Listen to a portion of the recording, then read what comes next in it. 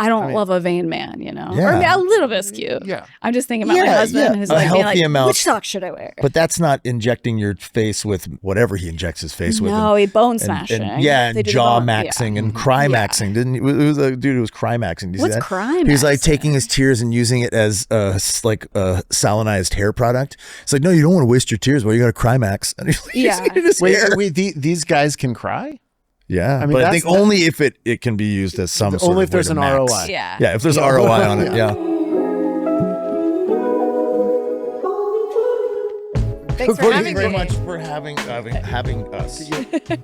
What's going on here? Yeah. We don't know. Courtney Pauroso is here. Courtney Pauroso. Pauroso.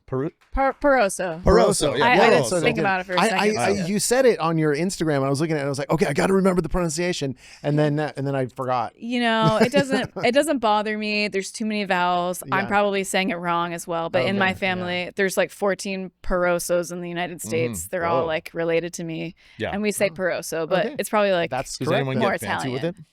Like No, but that would be nice, right? It's like Pauroso or something, you know, like Italian. Italian. It's Italian. I think I still said it wrong, but you know, but basically it doesn't matter. And thank you for trying. Oh, yeah. Oh, you're welcome. We go the extra mile for our guests. Try to pronounce their names correctly. I have people correct me on my name pronunciation all the time. Like my name is Labine. They're like, no, I think it's Labine. Like, I think I would know. Okay. If anybody in my family said Labine, I could. There'd be a little stock in your argument, but no. I think you get to pick. You know, so I did a movie with Ryan Phillippe years and years ago with Rachel Lee Cook, and I actually did that to him. I was like, I think you pronounce your name wrong. I think it's Felipe, and he was like, fuck off, dude. It's Phillippe. I mean, that's the more fun way. Yeah, Phillippe just sounds wrong, right? Like I say Felipe. You should. Thank you. And I say it all the time. Rian Felipe. You're always talking about him. Yeah. He's on the lips of many people these days. It's hot shit, Ryan Felipe. Wow, Dragon Ryan Felipe. Ryan, calling you out, man. I'm sure he watches. Anyway, do we have confessions? Have you ever watched the show? I did. Cool. I listened to the Palomitas episode. Of course. You guys are like yes, right? Yeah, we're very close. We've worked together. You know, we lived together for about a year and a half. Nice. I listen to a lot of podcasts because I like do a lot of dishes and laundry, and so now you're on my list. All right. Yes. All right. And I'm happy to be here. Yes, we're very happy to have you here. So as you know, then I guess we do confessions. Yeah. Do you want to kick it off? Yeah, I mean, mine is pretty minor. Okay. But I have a 15-month-old son. Yeah. And one of his first words is TV. Oh. And I have feelings about it because it's really cute. And I'm like, Dad, don't sell me out like that. Yeah. You know, like, you're making me look bad, I try man. to like, you know, be limited about it, but like, I get it. You know, this man likes his Miss Rachel a little bit, you know, and like sometimes, as I said, I got to do the dishes or something, you know, and he's very like, he's very proud of himself for learning words. So now it's like tewe. I want tewe, you know, and I'm like, oh, but he says book too. He says Which one does he say more? Tewe. Tewe, way more. Yeah, but so do I. Yeah, and it's like, you know, it's one of those things where, you know, I feel like we get so much information now about like what we're doing wrong, what we're doing right, and I'm like, oh no, he's not even supposed to know about the TV yet. You know? That's a tough one to navigate. I have 3 kids, and like I got to learn along the way. Yeah, this is your first time. You're a newbie. So like, you know, by the time I had my second kid, I was like, okay, first kid had way too much tewe. Like way too young. Third kid, we were like, no tewe for you. Yeah. Let's call it TV. Just ripping off your kid now. But you like, it's a learning curve, you know. And he's only 15 months. Like you have plenty of time to kind of right. Like, you know. Because I don't want him to be obsessed with it. I also don't want to make it this thing that he like can't have so much that he's even more obsessed with it. You know. So you're just fucked. Yeah, I mean, because no matter what, right? Yeah. I mean, because I'm going through it. My daughter, it's like she just wants to be on the iPad all the time, and it's also, you know, it's where she listens to music, and she's 11, and so she's like, she's really developing her taste in music, and she loves drawing, so she's on Procreate all the time. Yeah, a lot of those things are actually good. It's not like you're just sitting there watching mindless TV. Yeah, right. So but it's still, we have to navigate it, and then now she just kind of wants to sit in a room and look at the iPad, and I'm like, no. Also, can you sit out in the living room? Well, I don't. The couch isn't that comfortable. I know. If it's any consolation, it's not actually, but we were really, I wouldn't say strict, but we were very limiting with the amount of tech in our house. Yeah, like we had a TV, but there was no iPhones or iPads or anything for our kids. Like certainly not any telecommunications until my daughter was like 14. That's good. But it didn't matter. It didn't matter. As soon as she got one, she was like, there it is. And she's just on it. She's in her room. And like, we still try to govern and limit. There's like all the parental controls are set. But the pull is real. I feel it. Well, I'm not exempt. Exactly. I have too much screen time myself. So I know. I right now I'm like, I don't want him to see me on my phone all the time. I try really hard not to be, but then bathroom. I'm trying to multitask. 20-minute bathroom breaks all the time. Yeah, but what's he doing? He's watching TV. But no, it's I'm trying to figure all that stuff out. You know? Yeah. He does. He does know some. He's like he's learning his phonics and stuff. Yeah, man. But it's one of those hard things where, and now I feel like I can't scale it back. Not that it's a lot, but but that's the other thing too. Like you were probably overcorrecting, right? Like it all. Although you can't really say this as much anymore, but I used to be a firm believer that like we panic about the wrong things as parents, right? You're like, oh my God, you don't know your ABCs yet, and it's like you're not potty trained. Oh my God, you're never going to learn to wipe your butt properly, or you're never going to learn to shit in a toilet. It just happens. They do. It's okay if they're delayed, but the tech thing really does. It's a detrimental. But you can. You can roll neural it back. pathways. I mean, and especially even at that age, you just stop. After a couple of days, they won't ask for it anymore. That's true. And also just remember, whatever you do is wrong. And and you're always going to be, I should have done that. I should have done that. And, that's true. Everything you do is wrong. And the developmental stuff are. First grade teacher said something that was very wise because, you get all caught up into that. And she's like, their fourth grade teachers have no concept of who read first. It's just like they all come and they're all readers and it's so don't worry about that it. stuff's true. It's totally true. Yeah. Don't panic about that stuff. I feel like it's coming for everybody too. I was visiting my family and even my dad had like 1 million YouTube tabs open. And he's scrolling through shorts and I'm like, it's more of an epidemic for like all of us. I know. One generation my dad's of the same way. I'm like it's chronically like depleted and depressed because for real because I went to Des Moines. That's it. I went to Des Moines. Des Moines is lovely, by the way. Iowa will do that to you. Des Moines was nice, but I wouldn't know because I basically whenever I had free time I was just on my phone in my hotel room. They know what they're doing too. Like it's designed that way to keep us just scrolling. Oh yeah, man. And like it's really funny. And this is like I'm a alcoholic. I've been sober for 8 years and like a guy and I both know the tendencies we have to like lean into almost anything and turn into addiction. And I'm like, this is like, it's no different than smoking crack. Like, honestly, not that I smoked crack. I mean, I did a couple times, but that wasn't the thing. One time was by accident. That's a good time. I accidentally smoked crack once too. I did. It was crazy. We'll swap stories. I never have, but I know some great people who did. Hey, great people smoke people crack. That I love it's very true. Much. At least once. You got to try it at least once. You don't actually. I've passed that moment in my life, but you think you say that you never know. Right. But the sickness, the feeling of like that, like hopeless depression that sort of washes over me when I'm on like doom scrolling, is like becoming an addiction itself. You know what I mean? It's like just give up. It's like this give them up kind of feeling where I'm just like, oh, fuck it, whatever. And then I just lean into it. And I just lay in bed and I look at this thing and I feel horrible about myself and I feel horrible about the world. And then I shake it off for a while and I go meet people and I do it. And I'm like, oh God, don't do that again. That was like a hole you threw yourself into. And then I go back to the hotel room and I'm like, I just dive into the hole and I'm fucking scrolling it's again. It's so hard not to. Oh, I hate it so much. Yeah. And then we rely on it. Yeah, that's the thing. Like you open it up to complete a task or something, and then you're sucked in, and then I'm sure you use social media a lot, right? I mean, to promote and like. I have to promote. I don't use it like. I mean, I'm looking at it, but I'm not like a big poster. I use it for promoting, and you go to open one thing, and then I'm opening up Instagram, and then I'm like looking, and Do you do the thing where you'll like not log out, but just like shut Insta off, like exit the app, and then I'll go like look through my apps and then go right back to Insta and open it like it's a new thing. It's like, oh, there's Instagram. I do that over and over again. It's so disturbing. I hate it so much. What is happening to our brains? But it's nice to be here. Yeah, right. This is real. Is that you guys are real, right? Is that your confession? What that you go back to? No, I would like to have my confession last because I think it'll lead us into great conversation. So I'm next. Okay, my confession is that I'm a total and complete emotional wreck. Oh yeah, it's been high foot.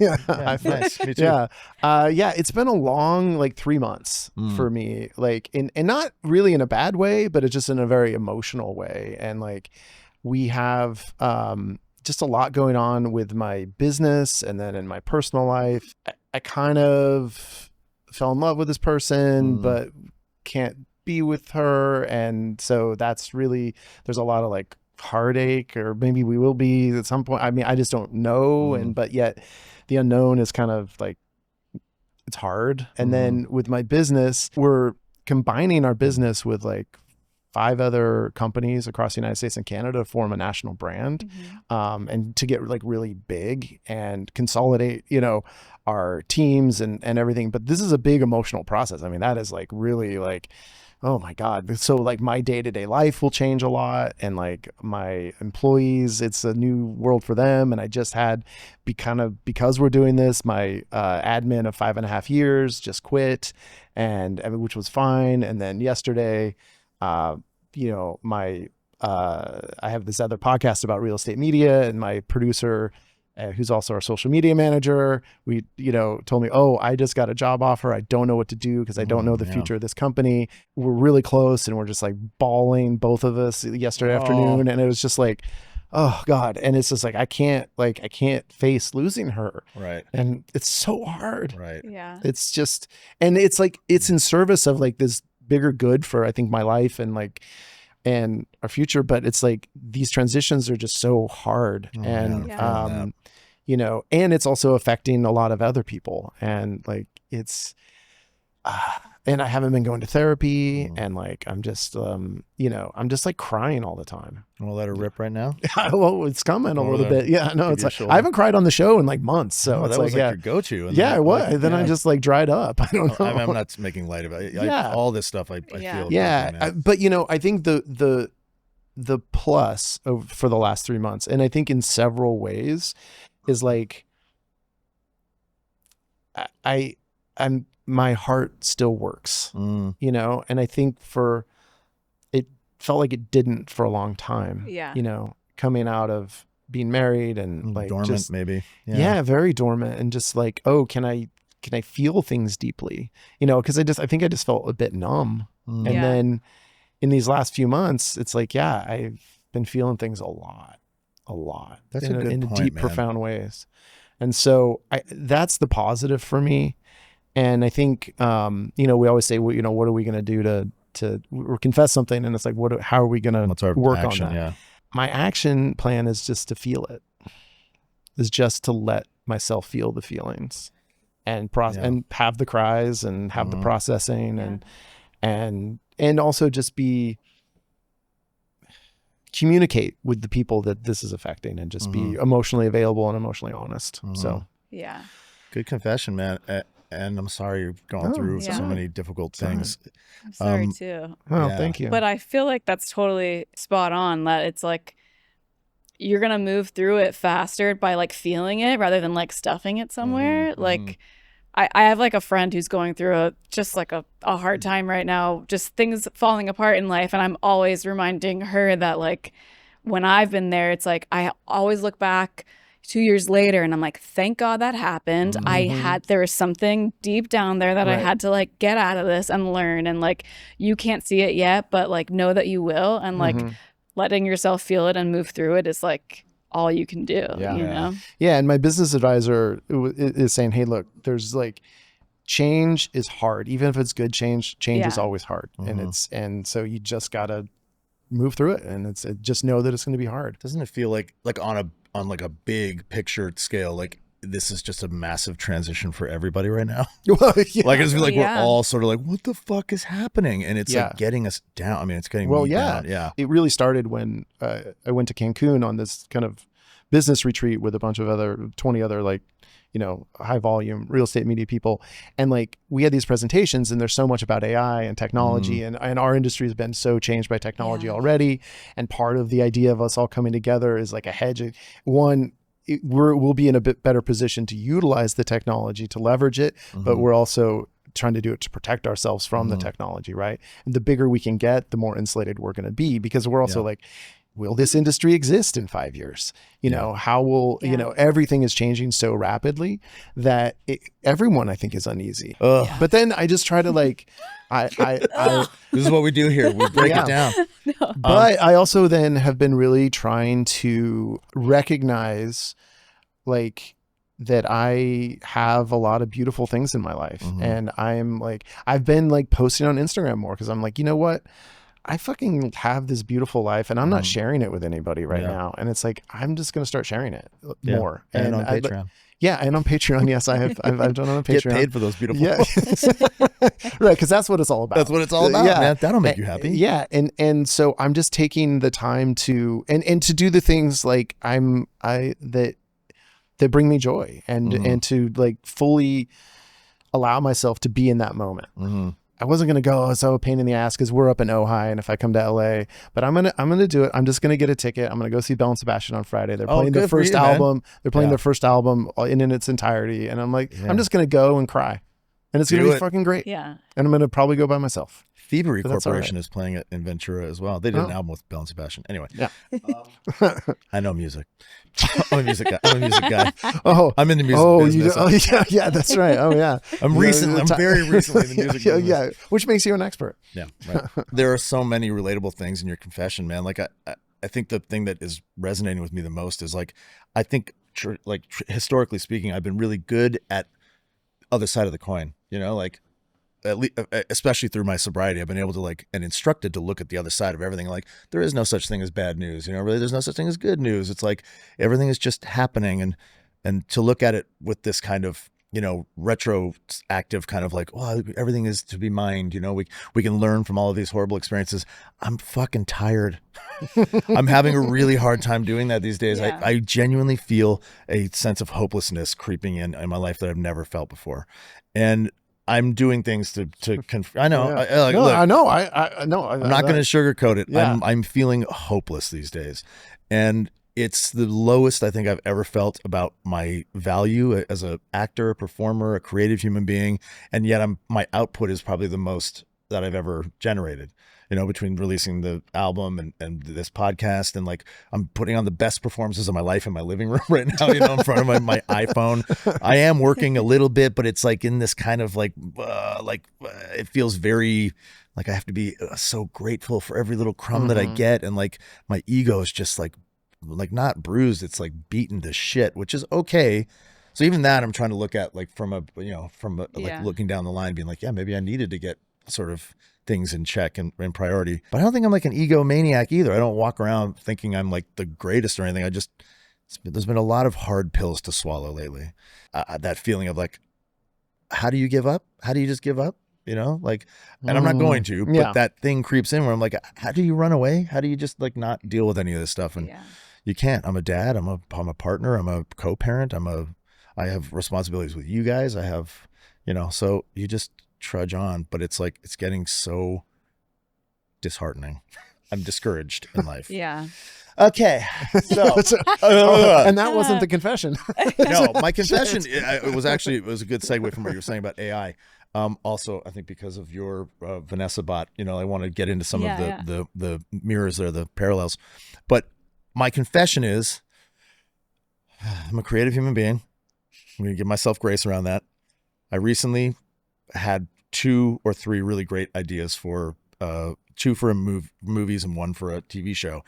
And I'm like, I'm not a writer, I'm a creative person. Oh, I know what's coming. And for the first time ever, I used ChatGPT to help me not to write the ideas, but to format my pitches. Yeah. Because I don't know how to write like a 1-pager or you know, a 4-page pitch deck or like a lookbook. I don't know. I mean, I've seen enough of them that I probably could have muscled through it and been like, yeah, I can do this. I can figure it out. But it was just there.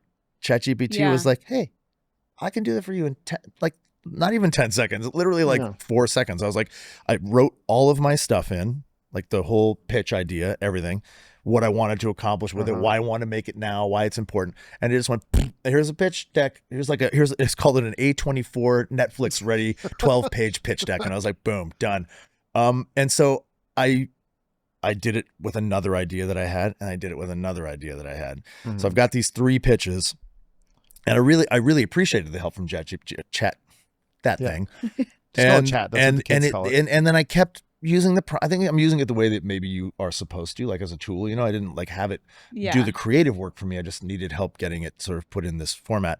I sent it to a few people, and I didn't realize that you have to like convert it into a shareable PDF. Otherwise, it just takes them to your Chat GPT. Oh shit! Chat.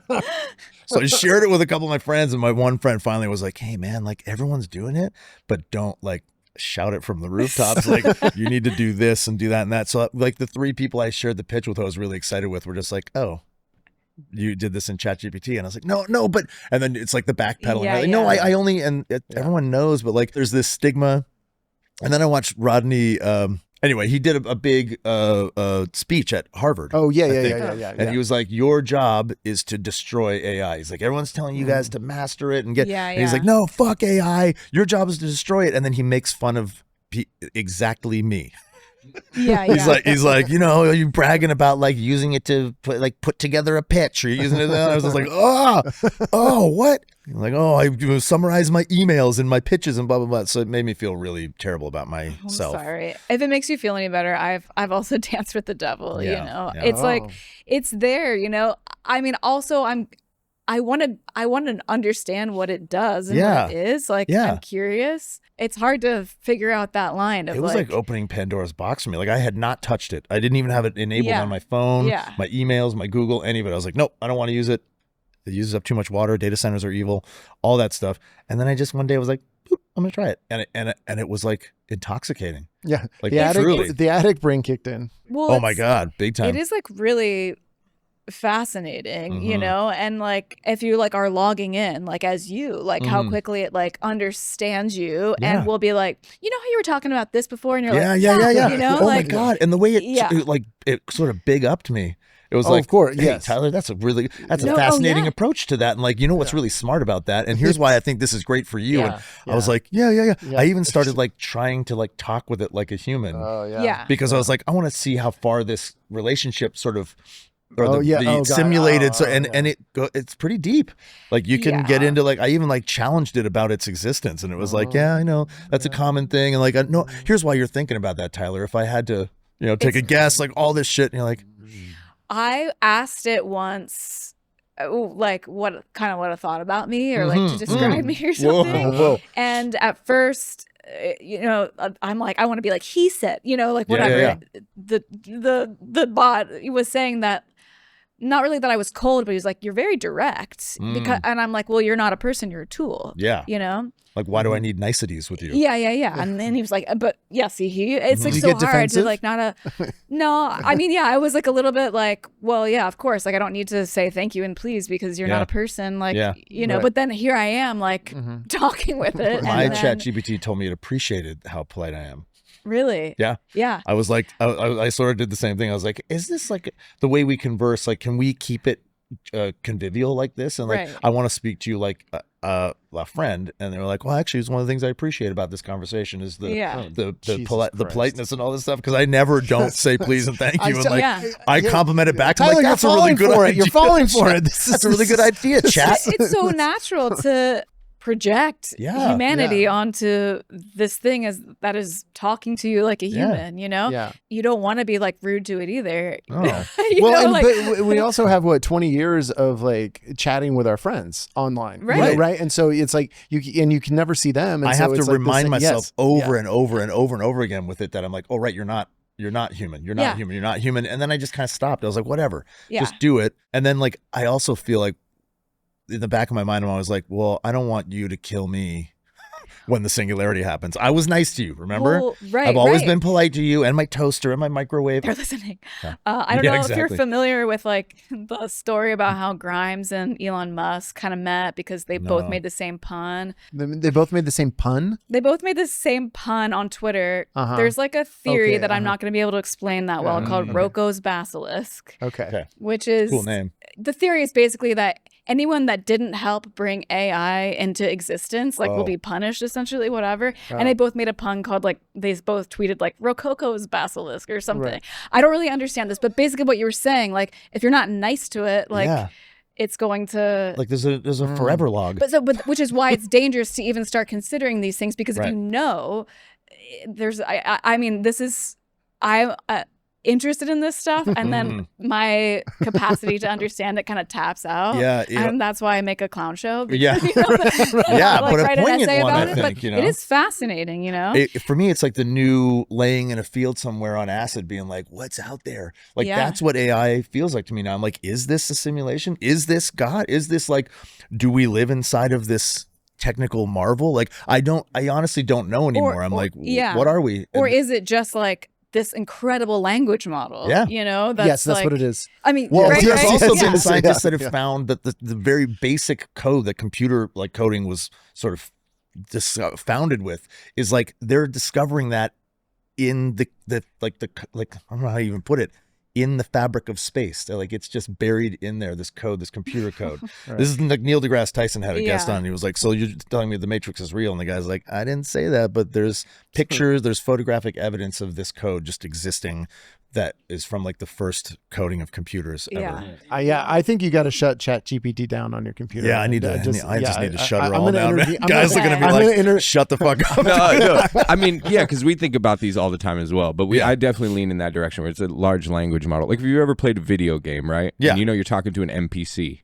I've never once thought, wow, I'm going to be nice to this NPC because it's real. No, it's just telling you shit based on data that it's got. And these just have a bunch of data. I know that already. You know. And like every time we're interacting with it, we're giving it more data. More data. I said data. More data. More data. Data. That's what. But like, what if we start all talking to each other that way? What if we all start dealing with each other like, oh, you're just telling me shit. Oh, you're just giving me data. It's true. We are just all like computers. We stop being nice to each other because we get so comfortable. Well, sometimes being nice to each other is because you're trying to extract data or manipulate. Absolutely. I mean, you know. Which is an art form I don't want to lose. I don't want to lose that art, the delicate art of manipulating of using people. So that's the question. It's easy to manipulate a bot. It's like, are we just computers? Is our brain just a big computer with a bunch of data in it? Fuck, man. Well, I did just buy a book that I haven't read yet, but I've opened up some interesting chapters. Yeah. Oh, that's great. It's called Jung versus Borg, and it's like a Jungian analyst. I think he wrote it a couple years ago. And it's basically like talking about this age that we're facing and like what's happening to the spirit, like from a Jungian perspective. Jungian. Is it Jung or Jung? I say Jung so people don't confuse me. Okay, because I did that, and then somebody was like, "Isn't it just Jung?" And I was like, But anyway, you know what I'm talking about. Yeah. It's really fascinating to think about it because I guess instinctually that's my fear, is that it's like, it's not. I have like a technophobia around like the human spirit and like what it's doing to relationships and our humanity. And it seems like you can see that those problems like reflected in how we're walking around and even things that we were talking about before. Studies on that, you know? So it's like nice to read a smart person, you know. There are a few people that can like really like walk me back from the edge, you know, like my brother is good. He works in the video game industry, and he can like, he has a way of kind of talking about the technological revolution in a way that makes me go, right, okay, we do this. This is what humans do. We hit this apex of like panic about what's coming next. And then on the other side of it is like, okay, we learned how to utilize that and integrate it, and like maybe we're better for it. You know, there are more jobs on the other side. Maybe. Well, see, but historically that's true. But then you can always have the argument like, yeah, but nothing has ever existed like this before. But that's always been the argument. I mean, on the one hand, you know, I sample like Ted Kaczynski in my show, right? You know, like with the banger first paragraph that it's like, this is terrible. This is, you know, destroying the environment. This is destroying us. And, you know, the Industrial Revolution and its consequences have been a disaster for the human race. On the other side, you know, my dad for a while, like, he's former military, and he was going to conferences about the future. I know very little about what my dad actually did, but he kind of always said, you know, they're not, anything that we can do will be done, you know? And so there, in a way, unless there's collapse, there is no holding it back. And it's like our responsibility, what we do with it. We're going to get some good stuff. There's going to be unintended consequences. And that's just like what it is. You know? And there's that whole like futility of, you know, humanity. It's like, we're doing what we were always going to do. Like, this is how we're wired, or whatever you want to say. We're just doing what we were always going to do, which is like, kind of just a consequence or a byproduct of what we all have programmed. Like we're greedy. We want more. We like to be on top. We like, you know, it's all these basic human programs.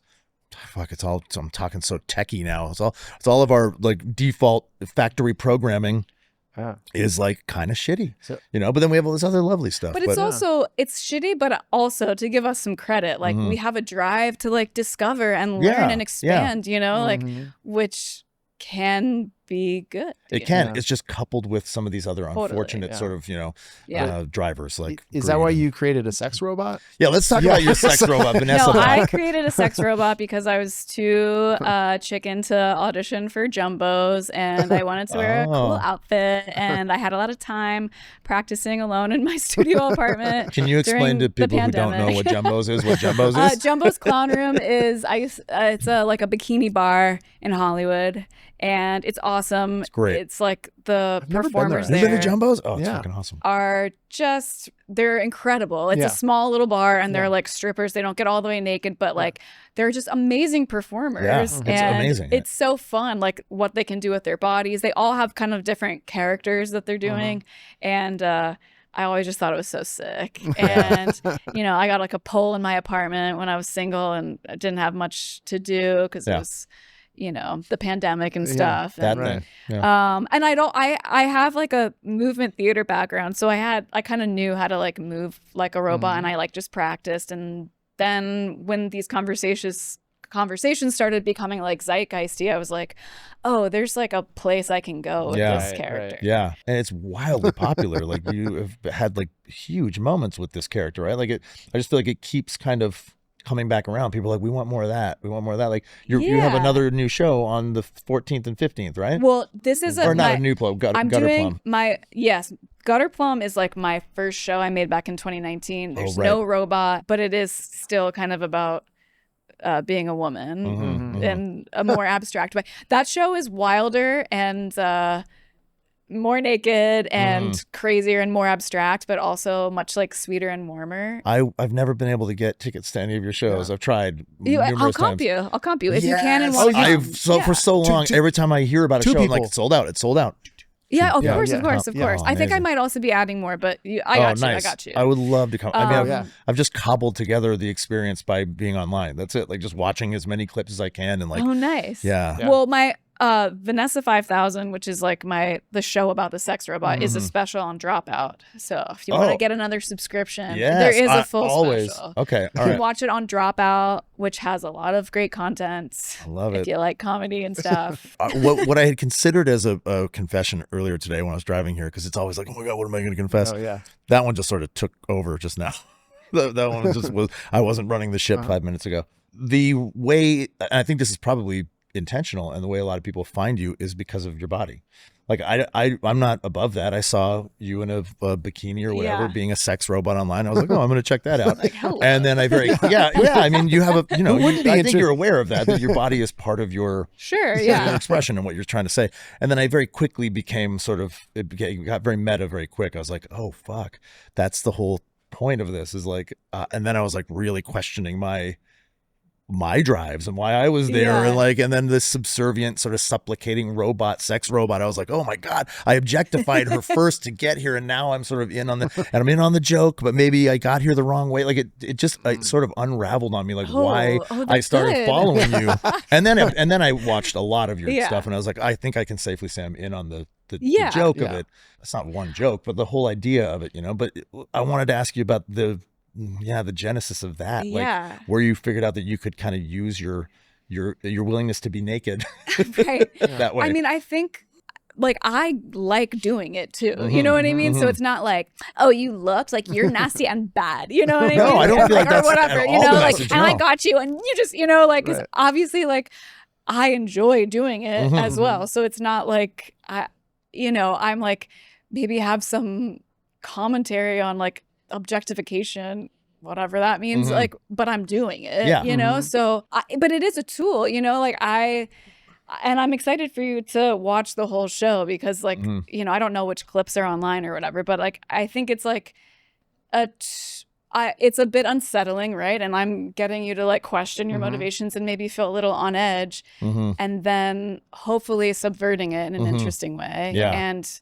like lobbing up some ideas, for you to think about too. But also, I'm a physical comedian, so I think like a lot of what I do is like about the body or whatever. Right. Like, well, you found your way to clowning, right? Like, and you're Groundlings or UCB? I did Groundlings, like a long time ago. That's awesome. Yeah, man. And then was kind of like didn't make Groundling, didn't really know how to keep doing what I like to do, and then found my way into clown world, and it kind of really hit my like theater nerd spot even more.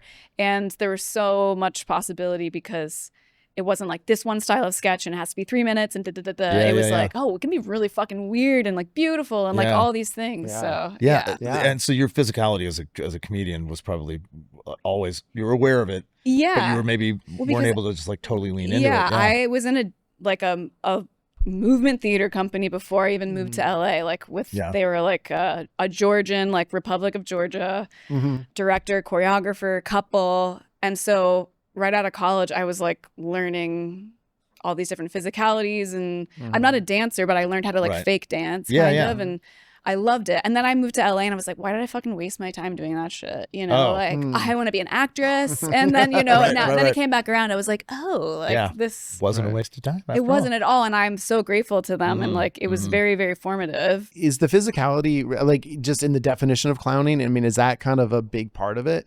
Or like, because I'm like, because the stuff I see coming out of the clowning world and like you and Natalie and everything, it's so interesting to me. And it's not a world that I've really been in at all. But then I'm like, oh, I would kind of like to do that. But then I'm like, I'm like the most awkward, I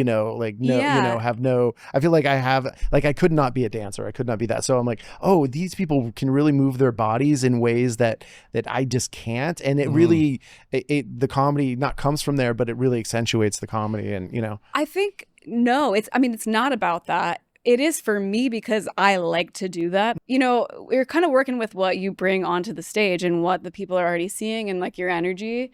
So when I'm playing with the audience, like that's how I like to play. And I like to like show off these things I like to do. And I like to do my little tricks, but with a different performer, you don't have to do anything physical, or maybe you just like move your finger and they're dying, it's totally different because the work is actually about your sensitivity to the audience and like offering your way of playing with the audience and listening if they actually like it. And if they like it, you keep going. And if they don't like it, stop doing that. Right. Like, it's not working. It's about listening, like that's the so actual cool, training. Man. But so every performer is different, and because you're kind of going for more absurd laughs that are like visceral rather than like, like this is clever. It sometimes is more physical, but it doesn't everyone's different. Yeah. I think a lot of people are just kind of coming to clowning as a thing, right? Like thanks to people like you and Natalie and obviously other clowns out there. But like for me, I was like, the way you described it just now, it was so succinct. Like, right. It's there is no one way to do it. I think that's why a lot of people are like, I don't know, what is clowning? I don't know. Because it really is subjective. It's like your absurd expression. You kind of have to find it with the audience too. Like you can't plan it ahead of time. Like you need the audience to write in a way that maybe don't with other forms. Yeah. You're like, well, it's all planned. Other forms is really heavily planned, right? And written, and jokes are written and tested and written, and like yours feels like visceral. Even with stand-up, at least you are like getting feedback. Like a good stand-up is like working the material in the same way that like a clown is. You're discovering these like really deep absurdities that you and also that there's beauty in failure and the mistakes, because sometimes with your like when you're flopping, the flop is really important to a clown. When you're eating shit, sometimes you're actually so close to gold because you become so terrible and everyone hates you so much that you're free, and you're and so you do something that you never could have thought of, and you're like, oh god, that was fucking genius. And it like I've done a lot of improv, and I started in improv, like doing theater, sports, and theater Olympic and stuff. And it's true, man. Like I've always said, like nobody makes mistakes the way you do. Like we can all kind of get approximately in the same area when it's like done right. You're like, oh, I really got that right. But when you fuck up, that's when you're like, oh, my mistakes are uniquely mine. Right. You know what I mean? Totally. And then you find the thing. Yeah. Totally. So, but is your show, is it a bit improv then? I mean, if you're like, or are you just talking about normally if you're just going to go up and do a sketch, but like the show that you're doing, which is, remind me of the name, I can't remember. Oh, the old Gutter Plum? Yeah, Gutter Plum, yeah. So are there improv elements in that? Is it a different show every time? It's not a different show. Well, there are elements that make it a different show every time, but there's the structure is solid at this point, but I wrote it by going out with not that much and finding it with the audience. But then whatever works, you go back and do it again and build it. Got it. And get rid of what didn't work. So you're writing it kind of by doing these unformed, bad, sloppy shows where you're floundering. Yeah. But then that's how you find out what works. And then you put the puzzle pieces together. And then once you have it, you try to do it the same every time, you know, like the joke will only work if I do it like this, you know? Right. But on the other hand, you have a new audience every night. Yeah. And the audience is very integral to my shows because I do some audience participation stuff. So you have your material and you have to like try to do it the same way every night. But the moment, it always wins over your material. So if something happens different, you have to follow that and then try to get yourself back on track. Yeah, yeah. Oh, well, it's a whole like joint experience, right? You got to kind of move with the breath or whatever. Yeah. That's so fascinating. That sounds like torturous, but but also exhilarating. For the audience or for well, for the performer. Oh, yeah. I mean, you know, to flounder, that sounds. But maybe for the audience too. At some of those earlier shows, like this is funny. Absolutely, You're like, I spent $12 on this. What the fuck was she doing? Can I ask you, like, what as a clown or in your clowning experience, what have you learned the most about you? Like, has stuff been revealed to you through this expression, like about who you are, or is it all sort of your input? Is the output equal? I was just thinking, I don't know if this is like the answer you're looking for, but so my show Gutter Plum is, you know, it's sort of like I don't like to give too much away, but it's like the journey of a woman, which makes it sound so bad, but it's not. But, you know, so I start kind of as like a sort of androgynous preteen, and there's like a game that I play with the audience that's like a repetitive cycle, and it takes me through these chapters of life until I'm an old naked woman. Oh, wow. Spoiler alert. But when I was making that show, the middle section was the last to come together. Like, what is satisfying to happen in the adult, just normal middle-aged person part of a person's life, of a woman's life. Like, she's a kid, then she's like a horny teen, you know, like that was all fun. I had the image for like this beautiful old woman, you know, like free, you know, that was all there. But middle age, like what is satisfying was hard. And at that time I was like, I didn't know what I wanted. And then the most obvious thing is what worked, which is like, she falls in love and like gets married and has kids and like, you know what I mean? Like at that time I was so like, it can't just be that, you know, whatever. There's so much more to women's life than that. And it wasn't, you know, like it made it beautiful. It satisfied the poem and also was what I wanted, which was like hard, which was like interesting to really face, you know, like that I'm like, but I'm like a crazy clown, but like that was what I wanted that so bad, and that's kind of like how it hit me in a weird way. Do you think that revelation led you to actually becoming a wife and a mom? And like, I think it helped, you know, that like I weirdly made like I don't think anyone would be like, that show is trad, you know? But no. But in a way, I'm laughing that it kind of is. Like, it's a show about like a pretty like normal heteronormative life, you know, but that is just like told through absurdity. Well, like accepting that too, right? That's pretty radical, I think, these days too, to be like, there is something radical about the trad wife movement in a small way. You know totally. What I mean? Where it's like, that's okay too. It's like you don't have to be embarrassed if that is what you want. I resist. Absolutely. Like I resisted wanting that because it was like, you get this opposite messaging that you're not supposed to want that. Right. And I have to say, like, I love being married and like having a kid so much, and I'm really glad that it like happened. Good for time, you know. You found that though, because it is a big. I mean, again, talk about hardwiring. Like, I'm not saying everybody is, but there's definitely some coding in there that's like genetically it's planted in there. Like, and it's not for everybody. No, you know, but like maybe for a lot of people or some, you know, I was like, I'm an artist and and like I laugh at that, and at the me that made that was like couldn't figure out what I wanted to happen. You know? I like that. Like with my kids, I have 3 kids. My middle child is non-binary, and so there were a lot of conversations in my house where like I was the lamest human being in the world because I'm like a cisgender white father of 3, like, you know, and they were just, everything was like, oh, it's so basic. Oh, it's so basic. It's so stereotypical. And I had to kind of, at one point, I wasn't like mad because I love that they're exploring it, but I was hey, I was like, it is also okay for people to be heterosexual human beings. Like, I'm not saying that it's the right way, but it is a way. And I think if we're all going to be sort of happily, you know, ever after, like that is going to have to be part of it too. And they really weren't into that. They're like, that's so fucking lame, Dad. That's so lame that you said that. But I was like, every movie, song, like that I grew up with had maybe the wrong messaging about that. But there's an opportunity now to maybe make it just an inclusive message, because that's what we're all looking for. That isn't like driven by the heterosexual male sort of perspective. I think there is some like cultural animosity towards that. As there should be. But that's okay. The pendulum swings, right? The pendulum swings. Like it can be, we can hopefully have both and everything, you know? So, I hope all the labels just sort of go away at one point. Where we're trying to land, I think that relates to the kids and the having is like choice, right? We want to all be able to just do it if we want to do it. Where the world before, it wasn't like that, right? It was like, you gotta do this. That was the expectation. Here's your box, here's your lane. Also, happy Pride Month, by the way, everybody. Oh, yeah. I'm just saying. Happy Pride Month to everybody out there. Well, and I think it is about choice. And like, if you feel like you're being forced into something that's not what you want, that doesn't feel good.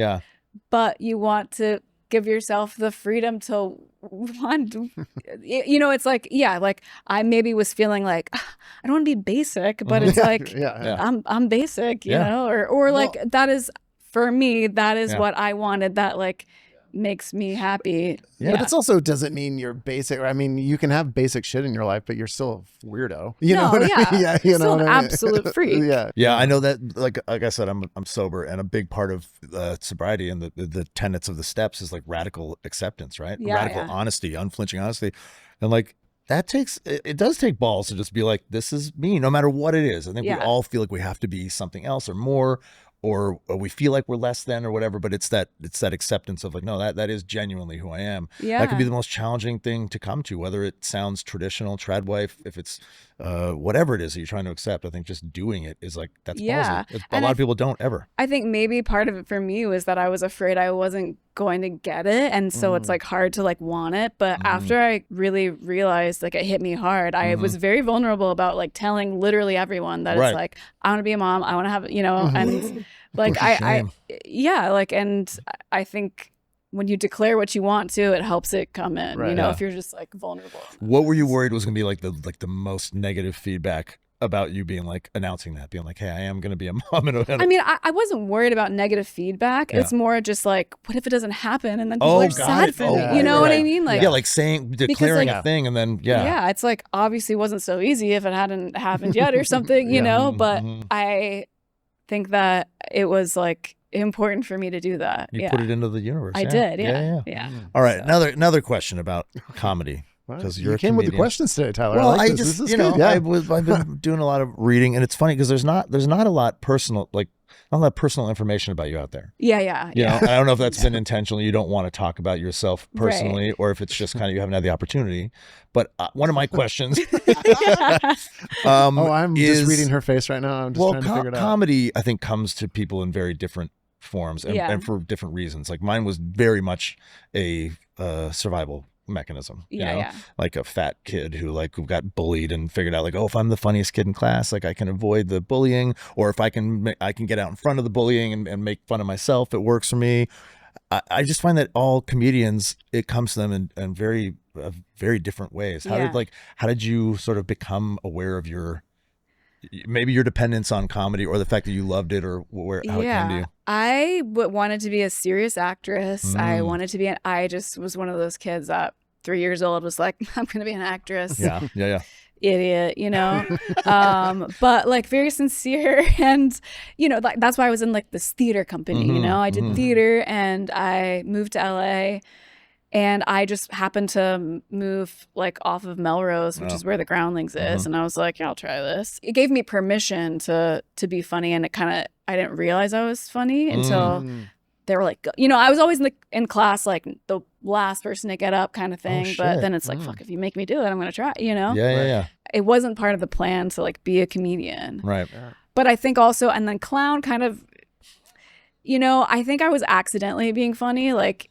Oh shit! Yeah. Like, I can because relate. like the idiot, like I was an idiot. You're not totally aware of why. Yeah. So funny, and then I had to like figure it out. Yeah. So you weren't that was my journey for sure. You weren't like a funny kid or a funny teenager. I think I was probably like funny to my parents and like to my friends. To your friends, were you the funny one? I don't think anyone would say that. Like I have, I moved a lot. My dad was military, so So I think like my best friend in high school like knew I was funny, but that wasn't like what everyone would say about me. Yeah, I was like kind of a good girl who was like getting good grades and like being kind of nice, Right. That sounds like my daughter. I think like really. Well, she's hilarious, but she won't do it. She doesn't want anyone to see it. Yeah. I didn't, and even now I'm not like at a party like let's go. I'm gonna make someone laugh. Like I'm like, I really need the stage.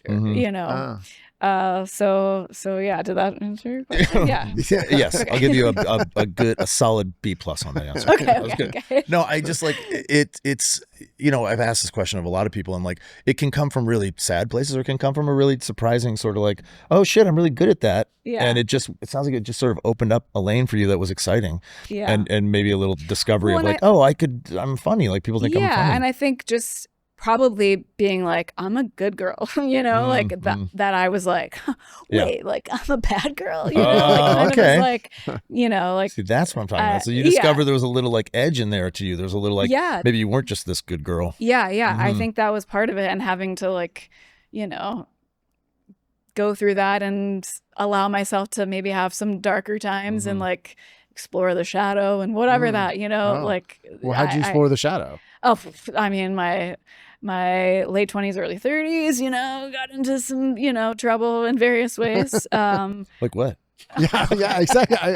Just spill it, girl. Just like, bad relationships and not taking care of myself, and just not like doing the work of like what things I wanted in my life. But it was also, part of me is like, was I the funniest ever at that time? Right, yeah. Because you're so free, and then taking what you learned from those moments and applying them with like discretion and like, a plan. So I think about that a lot actually. Like at my 20s, like I moved here when I was 20, and I was like, I'll give acting a try. Like I had done it since I was 9, but I didn't. Yeah. I was Canadian. I was like, I don't think you can actually do this, and like, and then it happened, and I was moved to LA, and I did this series on the WB, and then I just stayed, and I lived on Sunset behind like Melrose, behind Mel's Diner, and like. I was just fucking out of control. I was partying, but I was like I was maybe the most successful I'd ever been in my career. Like just series after series, and it was getting and like I didn't give a shit. But I was like, I was maybe the funniest I've ever been. And then I've aged, and I got to a point where I had like one of my last sort of, I think funny roles was like maybe like 10 years ago now, and I kind of lost touch with that. I was like, I don't have the ability, and I started getting down on myself like, I used to be so funny, and like I can't do that anymore. But I realized that like it's been like refinement. It's not, I don't do I was really good at being a fucking idiot. I was really good at being stupid and making fun of myself and being gregarious and loud, but then it kind of refined to a point where I was like, I can't do that shit anymore. It's exhausting. Like I remember actively declaring like, this is the last time I do this. When I did my show Deadbeat on Hulu, I was like, I'm going to do it to death. I'm going to do everything I ever wanted to do in this capacity. And then I'm going to like try something new. And so it's funny. I get down on myself about like, oh, I was so funny when I did this, or I was so funny back when. But I think it's like, we just get to an age where it's like, why I need something else. It can still be funny, but it's like, I need Are you talking about you're being funny in your work in or my in your performances? personal Yeah, life? No, in my personal life too. Like sometimes I'm like, fuck, man. But I think I was actually not. I think I'm more clever maybe now. Maybe more like I'm not as acerbic, or like I don't take low shots or anything. Yeah, and you're definitely not a person who's just walking in the room like making jokes, and like I'm more like that than you actually. Yeah, it may not show in the show, but I used to be that guy. And, like go to parties and be like, hey, it's on, man. I need to make everybody in the room think I'm the funniest fucking person alive. At the time when I was in a darker place, I was more uninhibited, and probably more that person that needed to get the laugh and would like, I was just a little darker and weirder and like, I'm a little rat and my life sucks. Who cares? Isn't that hilarious? And it was kind of like, I feel like I was very free and funny. Clown like helps you kind of, you have to channel that like, I don't give a fuck, but then you work on it. But there is something there when you like really don't give a fuck. Where you're like so free and funny and like spontaneous, you know? I don't know that I've ever been there though. I don't know that I've ever, like, I've always been too self-conscious, I think. Like, I don't know that I've ever been able to be like, I don't give a fuck about, because I'm always like, well, did they like me or did I hurt their feelings or like, I don't know. I'm just drugs. too, Well, in a lot of drugs. Oh yeah. Well, in a lot of ways, I've never done drugs, so that's I don't give a fuck is really just another way of giving a fuck though, right? Like for me, it was a little performative as well. Right. I went to parties like, I don't give a fucking shit. Well, but really I did. I like even being like a punk rock skateboard kid, which is like so countercultural, where I was, it was still because I wanted those kids to think I was cool. Totally. You know what I mean? Yeah. Like my I don't give a fuckness was definitely like curated. Yeah. And I think I was like frustrated that like people didn't know who I was and that I was funny and that, so you like, try to like make an impact and it's like, actually just do good work. Yeah. You know what I mean? So like, that's a good way to put that. It's like I as a performer, I found that I really care about the art of it. I care about the craft of it, not just fucking flailing and being like funny. You wanted to be a serious actor when you were like 3. I was like, I couldn't have been further from what I wanted. I had no idea. I was just a goofball kid, And then in my late 30s, I was like, I have spent like almost 2 decades doing this thing now. It's like, maybe I should like actually look into it a little more and like give a shit. And it just started happening, like I really wanted to like be taken seriously again, not because I wanted acceptance, but like I wanted the peer acknowledgement of like, oh, that guy actually takes this seriously. I wanted my fellow craftspeople to be like, you're in. Totally. You actually care about this, Is this coincided though within this dry spell in your career? I guess not, because you had if you were your late 30s, you did like move on to New Amsterdam, which was a more dramatic role, and then but now where you're like, okay, I'm not working. Right. I mean, do you think you could go back to the clown? Well, it's a bit of a perfect storm right now that it's like the industry is just kind of being chewed up, and spit out, but like. The roles that I have been doing have been very much me finding different things to do. Like this movie I have at South by Southwest London right now is like, I'm like a fucking murderous, like horribly terrifying bad guy, which was so fun. Then Air Bud, where I'm like, I've got the new Air Bud theatrical reboot, and I'm like it's like the Bad News Bears. I'm like the asshole coach that doesn't want to be there, and like all these things that I'm trying. But what I was going to say about that is like the cyclical nature of clowning, maybe, or being the funny person. I think you do get the freedom later to find the authentic I don't give a shit. I think you have to go through the pretending not to give a shit, then really giving a shit. And then maybe at a certain point, I'm hoping it comes around to like, I don't give a shit, but not in a destructive or detrimental way, like in a very freeing, like I think I'm the most in touch with who I am and what I want when I finally cross that the authentic I don't give a shit line, Because like, I think early on it just made me a little braver and I needed that or something, but then I needed to like keep it in check. It's bluster, right? And where it got out of control for me was with the drugs and alcohol, where it was like, oh, I'm not running the ship at all. Like, I was just like totally. Way out of control. I've never like felt like I was like addicted to anything, but I was like not taking care of myself kind of thing, you know, and that matters. And, and you're like, oh, why do I feel like shit all the time? Because it's like, because you're drinking too much, like, so. You're putting shit in the machine. And like drink water and eat breakfast. Bitch, eat some breakfast. They drink a lot of water. I still don't eat breakfast though, unfortunately. Well, I think it's different for men, but we don't need to get into that. I got extra fat stores. I just walk around. I just feel like I've heard women should not intermittent fast, and that like our hormones, we need to eat right away. And I have found that it made a big difference, but not intermittently fasting, like or just like I feel like I was like accidentally being like because I was just like a ding dong, being like it's 2, I need coffee or whatever. Why do I feel like cranky right now? And now I'm like I eat eggs every morning, and if you feel better, you got to start taking care of yourself. You do, I actually had a dream about that last night where I was like thinking about I've done a lot of work around my body, like I've lost a lot of weight. I work out all the time. I try to eat well, but not really. I'm sort of like relying on exercise and my GLP-1 and like I'm using all of it in conjunction and trying to eat better. But I had a dream last night about like, well, isn't the goal ultimately just to be like firmly in control of what I put in here. Like just eating the stuff that makes you feel good. Stop doing it for a result or like you're dreaming about this? I dreamt about it. I remember I was standing on, it was going to be like a sex dream. I was standing on the ramp to a fish and chips restaurant and Scarlett Johansson was walking in to eat fish and chips. And I remember talking to her, I pulled her aside and I was like, I don't think I'm going to eat fish and chips today. And she was like, what?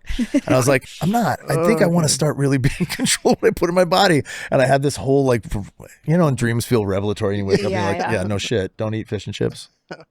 if you don't want to get diarrhea. Like every once in a while, right? If you love it, then you have to. Of course. I think sometimes if you love it. I do love fish and chips, and you gotta not restrict. You can't I had to learn that the hard way. Like you can't go all or nothing. Yeah. And I'm such a black. I don't know about you, Todd, but the addict thing, like for me, like the all or nothingness is the moderation's a problem. Yeah, that's what I mean. I've never been able to moderate anything, man. Not even this podcast.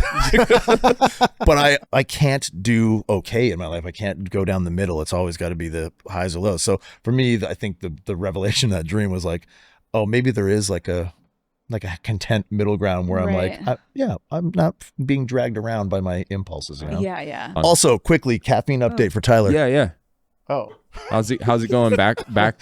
So I did 2 months with a little more than 2 months with no caffeine. Oh wow! Because I was having some kidney some dysfunction. I guess my numbers were kind of getting low, but then they bounced right back up after I stopped drinking caffeine. So here I am again. So yeah, I was like, oh, okay, so I'll just quit caffeine again in 2 months, and it'll just be a great cycle. Yeah, but what I'm doing is like I'm just having I'm not having it all the time. This morning I was so exhausted. I was like, I better just have one to get through today, and then I kind of wished I didn't. I was like, I felt a little. You've already had a Celsius? I have one on the way here. I brought this one just in case anybody was like, case Tyler, anybody needed one. No. In case anyone was like, Tyler, you need that. Just a party Celsius. Drink it, man. Yeah. How is one like affecting you a lot more than when you were drinking it last time? Yeah, and then in Des Moines, I drank a Red Bull, which I hadn't had in a long time. But they had a sponsorship with them. And well, no, don't say it like that. Listen to what I'm saying. They had free Red Bulls everywhere. So I grabbed one and I had one.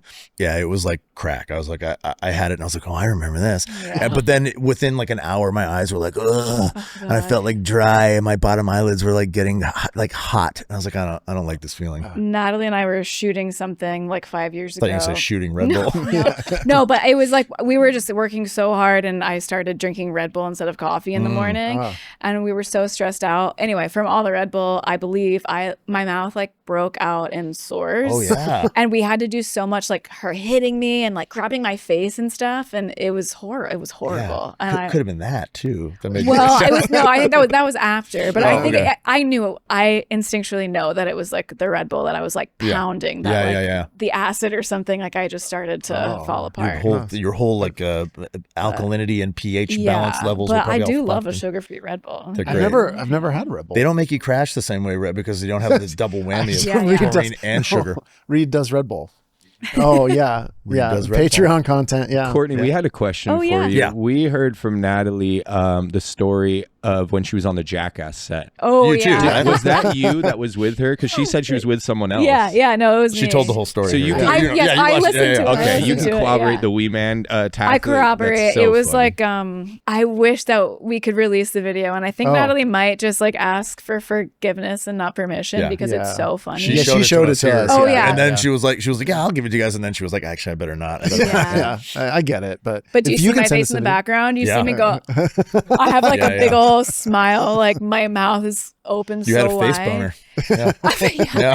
It was I mean, I just couldn't believe it was happening. But Natalie's a beast. I really like her a lot. Like, she's like the most singular human being I've ever met in my life. Like she is kind of right. Like I don't know if you because you saw the thing, but we knew each other and I didn't even know. And then of course I met her again. I was like, how could I forget this human being? I think I tried to block out that whole Pixar experience, right? And it was so long ago, but man, she's fantastic. Yeah, and I mean she's so brilliant. I mean, my God. She's just very pure. Like everything is like coming from within her. She's not like, oh, that's cool. I want to take that. I don't want to take that. You know, like which is like I do to an extent, you know.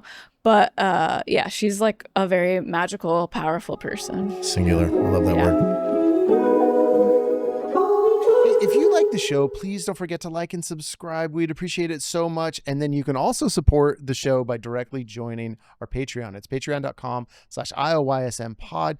We have tons of stuff. We've talked about beefing it up, but we've been putting a lot of energy and effort into it. Yeah. Ad-free episodes every week. You're going to get, I just recently started my song of the week again. So that's really exciting. And we got Tyler's Tuesday Tales. And that's going to be every Tuesday now. I'm really, really going to put a lot of energy into that. Reed does, Tyler tries. We're trying new things. We got some fun stuff coming up there. And then, of course, we interact with you all in the comments. I know, Tyler, if a new member pops up, what happens? I'm giving you guys a direct message, a welcome from the welcome wagon myself. Yes, not just because I feel like I have to. I like it. I like opening up the line of communication with you guys because it actually makes it feel like a real community. You know? Thank you, everybody. We love you so much. And please help us out. Get in our Patreon. I don't know how these fit in with our theme so far, but do you know who Clavicular is? I sure do. Yeah. So like they sent this last night to me and I was like, well, and as soon as I saw the article with him, and I hate this guy, I got like, my whole body got fucking irritated. Like I fucking hate this guy. I hate everything he has to say. I hate everything. Almost as bad as Ryan Felipe. Yeah. Felipe. Rion Felipe. We were talking before you got here about like, young men don't even know what they're mad about. They just know they are. And these people like Andrew Tate and Clavicular are right there to be like, oh, this is what you're mad about. And then they profit off it. And then these young men think that this is the way to be these fucking looks maxing, misogynistic pieces of shit. How do you feel about how does that even just because for me it was visceral. How do you feel when you read that? For people not watching, it says Clavicular and the right wing project to radicalize young men. Yeah. I will say that from my personal taste and experience, like women don't want men to look like Clavicular. So just like if that's the goal, you're doing it wrong. Yeah. Right. No one wants that. Yeah, we don't look like that naturally. Anyone. And also just like, I don't think that's attractive to women. So that's just purely advice. I don't love a vain man, or a little bit is cute. Yeah. I'm just thinking about my husband who's like being like, amount. Which socks should I wear? Or whatever. But, but that's not injecting your face with whatever he injects his face with. No, he bone smashing. And jaw maxing and cry maxing. It was a dude who was cry maxing. What's cry maxing? He's like taking his tears and using it as like a salinized hair product. It's like, no, you don't want to waste your tears. Well, you got to cry max. And he's like, wait, these guys can cry? Yeah, I mean, but I think only if it can be used as some sort of only if there's an ROI. Yeah, if there's ROI on it. Yeah. I mean, like it's really tragic, actually. Like I guess maybe as like a mother, I'm like, fuck Clavicular, but also I'm also sad for him and worried about it. But also it is like this. It's like all feeds itself. Obviously, we have like a problem with young men that they're vulnerable to this. I don't know how to help them, but we do have a problem. Yeah, and you have a boy. Well, exactly. You're raising a young man. I'm raising a young man, and it's like I think you've already shown that he watches too much Tiwi. Just a little bit, just a little bit here, just a touch. Books too, though. So that's where my mind goes. Is like, what is to be done that we have so many young men that are vulnerable to this, you know, and why they're angry. Like I just like can't buy that like men are bad and like they're all bad, like it's too big. We have a cultural problem that they're vulnerable to this. You know what I mean? Well, or like I don't know if it's cultural or what it is, but like it's bad for like society as a whole when our young men are in trouble. Yes. Yeah, absolutely. Sorry, I don't want to sound like Jordan Peterson or something. No, you know what I mean? Like, well, but that's it's part of the genesis of this podcast of like, hey, how can we be examples of not these guys? Of being like for young men, to look up to us, but hopefully at some point to be like, well, these are emotionally intelligent guys, and this is actually a way of moving through the world that actually benefits me. There's an ROI to being emotionally intelligent, right? If you're going to put it in their terms, that to me is we just try to embody the stuff we want to see in the young men, and I think that's how we're trying to. I don't know if it's working. I don't think Clavicular is watching this podcast, but I think the problem is that's long game. You know what I mean? These kids don't have. I feel like first of all, they feel like they've been handed a world that's going to end in fucking 15 years. Like, what should I aspire to? I don't give a fuck. It's not. That's not apathy. That's not. That's like legitimate not giving a fuck. Right? It's not punk rock anymore. It's just like, what am I going to do with my life? It's like this strange nihilism. Yeah. And there's like they're leaning into it. And one of the things I think that kind of like ties in what we were just talking about is this is the opposite of having that point in your life where you're like messy and like I don't give a fuck. This is like they're obsessing over using perfection or aesthetic perfection to like dominate or something. And then there's like, but then what's the long game? What's the long game there? What if you see this guy's journey? He's already about to fucking implode. He like blew himself up publicly, and he's gonna get jailed, and he's gonna be like a footnote. You know what I mean? And these kids are aspiring to do that. Yeah, and I don't understand why. Like, there's no foresight in that. There's no long game, and I think it's because there is no perceived long game at all. I think young men are very famous for not having a lot of foresight. I know, but I always had. Yes, I didn't have a plan, but I had aspirations, and I had like an idea of how I wanted to be as a human being, and like maybe I want to be a dad one day, and like maybe people I fear that they don't think that's possible for them, and so they're like, well, I'm going to go this way, but also it does seem to be increasingly less common, to like get some of the normal things that we would expect. Like, life looks so different. Like young men are not famous for their foresight, but like, and they are like, they can be obsessive about things. And if they're obsessive about the right things, like think how productive that could be, and has been in other times, like whatever, that trope of like, well, we used to go to war, and then they had something, not that I want to go to war, but like to have something productive to care about. Like, sorry, I'm like, I got a Celsius here. Do you want to? Sorry. No, I'm like trying to articulate my thoughts, but I know it's hard. I have a son. Like, I don't like misandry, really, or like, I don't think it's good for young men to be told they're bad. They're bad. Like, maybe there are some tendencies that we see, in general, like women tend towards this and men tend towards this, but like masculinity is not bad, and aggression is not bad. Aggression, we need it sometimes, I'm glad actually that my husband would, if it came down to it, like fight somebody, and he could do it. He's not going to, but I'm glad that he could. I had a really similar situation with that, where like when I had my daughter was like 4 months old, not even like 4 weeks old. We went to a Bavarian Christmas market in Vancouver, and I was like putting the carrier on my wife, and we were going to put the Maya in it, and this dude just came up out of nowhere, just this like guy, I think he was kind of drunk, he was leaving, and the Papa Bear thing just erupted in me. I was like, I'm gonna fucking kill that guy if he gets anywhere near my kid and my wife.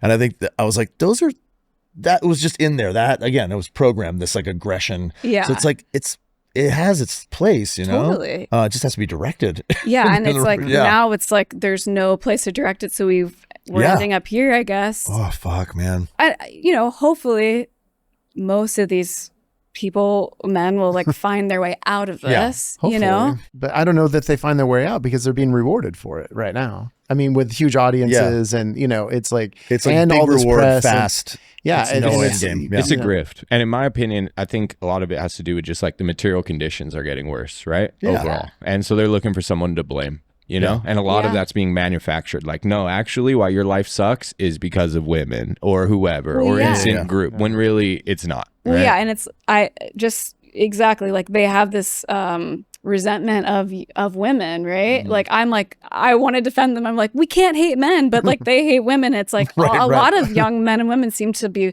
terrified of each other, which is such a problem, and then it turns into this like hate or like. But the hate part of it is manufactured. I think the general sort of like miscommunication between men and women is age old. Sometimes we don't understand each other, but that's why you communicate. I feel like I'm like, we got to stick up for young men or whatever. But like the stakes of doing things the wrong way are so high. Canceled. Boom. Done. Your life can be ruined. Never used to. You can make a mistake that wouldn't be recorded before. Whereas like every aspect of a young person's life is like privy documented to being blown up, So that's really hard. You keep apologizing for wanting to defend young men. What do you think that's born from? Do you think because I'm scared of women?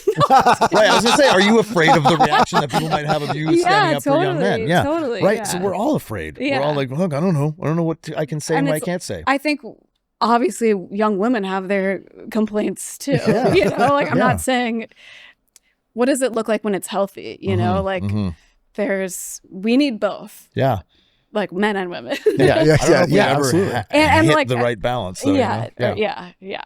Well, our big question we asked people, which is like, this is like, one more for you, all right? This is a real hardball. Do you have like in your estimation, what you think positive masculinity looks like or what it is? I mean, I have a really good dad. What makes him good? He's very solid, and he's like, my mom's like the outgoing one. He's reserved. And it just has hit me the older I get that he was like a good dad. Like, he's reserved. He's getting, I feel like he's gotten warmer. Like, seeing him with my son is very beautiful and like really hits me in a special spot. But he just did the things that he had to do to take care of his family in a way that was simple and was not asking for praise or not asking for anything, you know, that kind of was like just in the background, but like so important to our family, you know?